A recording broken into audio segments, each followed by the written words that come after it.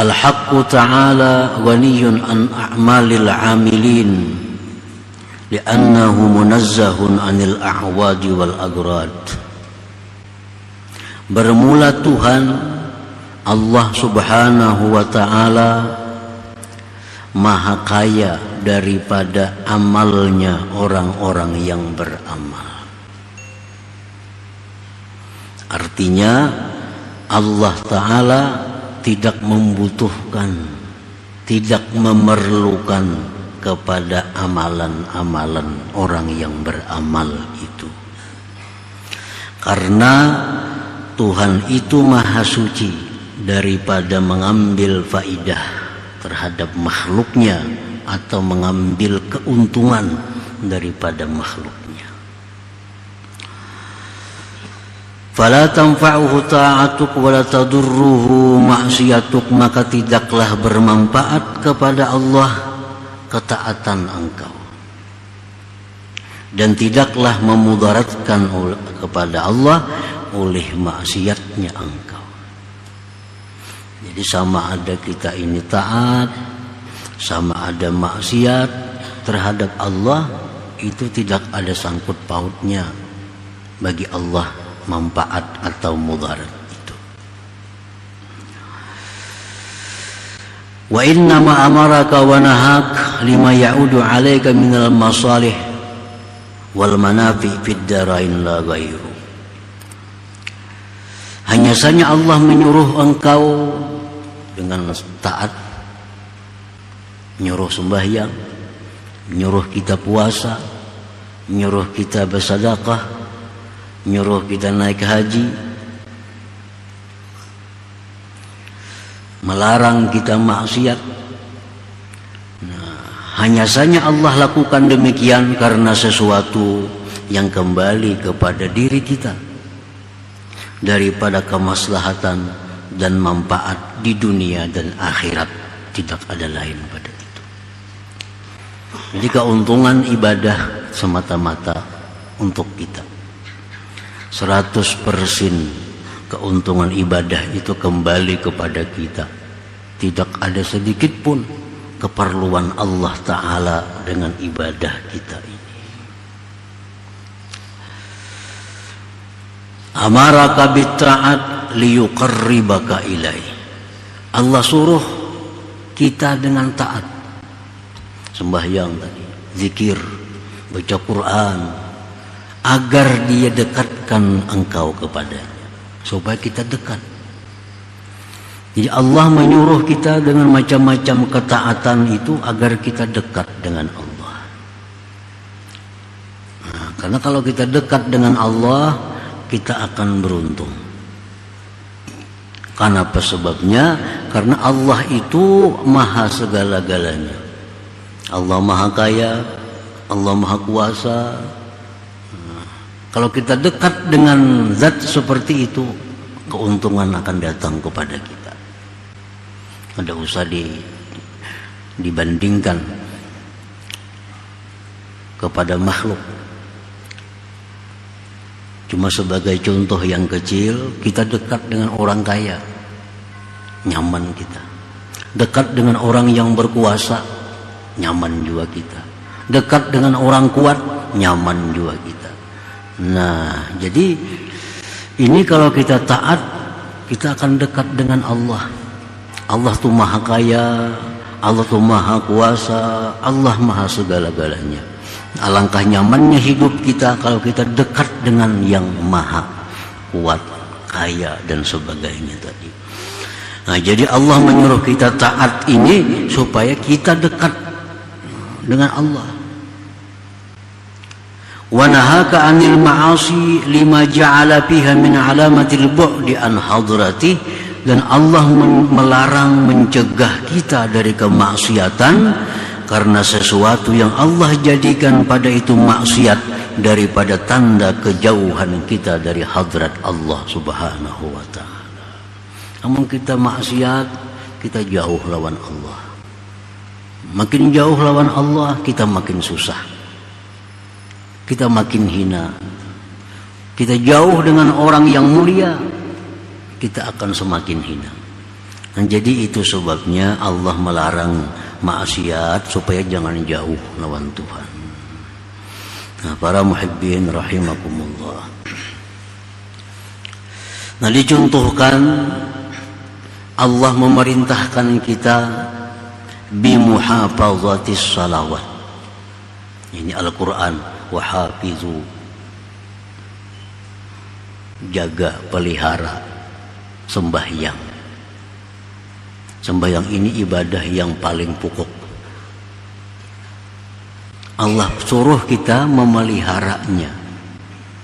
Jangan sampai ketinggalan, jangan sampai keluar dari waktunya. Itu arti menjaga. Wahafizu ala salawat. Nah, Tuhan kadang nyuruh sembahyang, tapi nyuruh jaga. Jadi bukan hanya sekedar sembahyang, tapi dijaga sembahyang itu, dipelihara. Pelihara sembahyang, jaga sembahyang. Karena kalau kita sembahyang, banyak manfaat yang kembali kepada kita. Sedikit pun manfaat itu kadada kepada Allah. Kita mau sembahyang, mau kada Allah, kadada urusannya.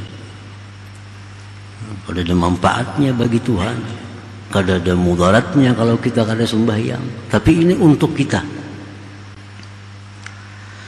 Nah, apa manfaat sembahyang itu yang kembali kepada kita kalau kita bisa menjaganya? Pertama disebutkan mardatun lirabbik tabaraka wa ta'ala. Sembahyang itu keridhaan dari Tuhan kepada kita. Nah, kalau kita sembahyang itu dijaga, sembahyang itu dipelihara, Tuhan ridha lawan kita. Allah senang dengan kita. Nah, Allah bila senang dengan kita, siapa nak untung? Kita. Manfaat keridhaan Allah itu kepada kita.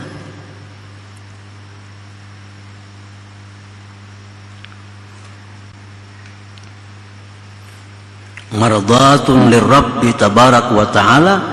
Orang yang menjaga sembahyang itu manfaat yang kembali kepada dirinya, keridhaan daripada Allah subhanahu wa ta'ala. Wa ijabatul doa. Nah, dikabulkan doa. Jadi kalau kita sembahyang menjaga, kita berdoa, dikabulkan Tuhan doa. Bila doa itu kabul, manfaatnya kepada siapa? Kepada kita juga. Nah, kepada kita nyaman doa kita kabul. Wa qabulul a'mal, diterima amal-amal ibadah kita. Kalau kita jaga sembahyang dengan baik, amal-amal ibadah lain itu diterima oleh Allah. Nah, kalau sembahyang ini kada kita jaga, maka amal-amal lain pun umpat juga. Orang kada menjaga sembahyang, puasa ditolak Tuhan puasanya. Orang ini kadang menjaga sembahyang, penyedekah, sedekahnya ditolak oleh Allah. Orang ini kadang-kadang sembahyang, kadang-kadang kada, naik haji, naik hajinya mardut, ditolak oleh Allah. Karena sembahyang ini sentralnya. Nah, manfaat itu kembali kepada orang yang sembahyang itu. Wa barakatun fir rizki, berkah rezeki. Nah, orang yang penyembahyang ini, artinya penyembahyang itu artinya orang yang sembahyang tepat waktu. Itu rezekinya berkah. Rezeki berkah itu belum tentu banyak, sedikit tapi berkah, apalagi banyak berkah. Nah, rezeki yang berkah inilah yang membawa kepada taat terhadap Allah. Duit ini bila 10.000 tapi berkah, maka duit ini akan membawa kita kepada ibadah. Nah, bila ada duit di kantong kita, duitnya kada berkah, maka duit itu akan membawa kepada hal-hal yang tidak baik, membawa kepada hal-hal yang maksiat. Kalau duit ini duit yang kada berkah. Nah, orang yang sembahyang, orang yang menjaga sembahyang, manfaat yang didapatnya adalah antara lain berkah rezekinya. Nukar bajunya untuk taat kepada Allah. Nukar kendaraannya dibawanya taat kepada Allah. Apa yang ditukarnya berkah, sehingga selalu membawa kepada taat lawan Allah. Nah, ini berkah rezeki.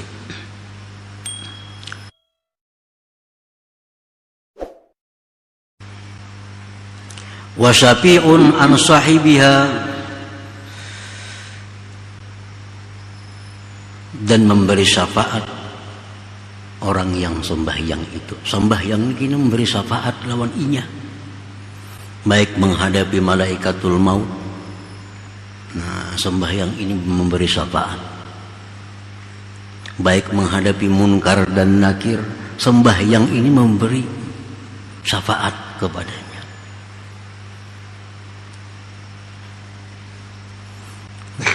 Salah satu contoh taat yang mana manfaatnya itu kembali kepada orang yang melakukannya itu.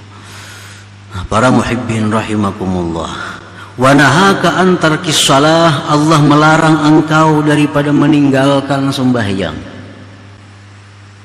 Kenapa? Kalau kita meninggalkan sembahyang itu, kenapa sebabnya Allah melarang? Karena kalau kita meninggalkan sembahyang itu, banyak kemudaratan yang kembali kepada kita. Banyak mudarat yang kembali kepada kita. Kalau untuk Allah kada ada mudaratnya, kita kada sembahyang. Sedikit pun Allah kada terganggu dengan kita kada sembahyang. Tapi kita yang banyak dapat kemudaratan kalau kita meninggalkan sembahyang. Makanya Allah berulang-ulang, Rasulullah pun demikian, jangan tinggalkan sembahyang itu. Karena meninggalkan sembahyang itu adalah awal dari kehancuran iman, kehancuran Islam, kehancuran orang yang meninggalkannya itu. Nah, oleh karena itu dilarang, sangat dilarang meninggalkan sembahyang itu, karena ini pangkal kemudaratan yang akan datang pada dirinya. Li'annaha rab'ul barakah min kasbihi wa rizqih. Tuhan itu melarang kita jangan sekali-kali kada sembahyang. Karena bila kita kada sembahyang itu, berkah ini diangkat. Berkah umur, berkah rezeki, berkah usaha diangkat oleh Allah. Maka bila berkah ini diangkat oleh Allah, kada ada kebaikannya lagi. Usaha kita kalau berkahnya diangkat, usaha itu kada akan baik lagi. Rezeki diangkat berkahnya, akan membawa kepada kejahatan-kejahatan. Nah, itu orang kada sembahyang itu ditariki Tuhan berkah-berkah itu. La yuqbalu minhu sairul a'mal, tidak diterima daripadanya sekalian amal. Pemuasa orangnya tapi sembahyang menu kada diterima Tuhan puasanya itu. Orangnya penyedekah, bakal sedekah nomor 1, tapi kada penyembahyang, sedekahnya kada diterima oleh Allah. La yuqbalu minhu sairul a'mal.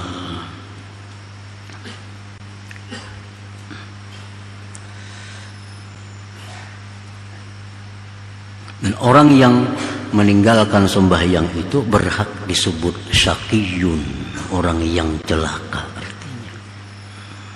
Orang yang celaka. Nah, makanya tadi setiap kali Allah menyuruh kita melakukan sesuatu, pasti banyak manfaat kembali ke kita. Bila mana Allah melarang kita memperbuat sesuatu, karena di situ banyak mudarat kembali kepada kita bila kita lakukan yang dilarang itu.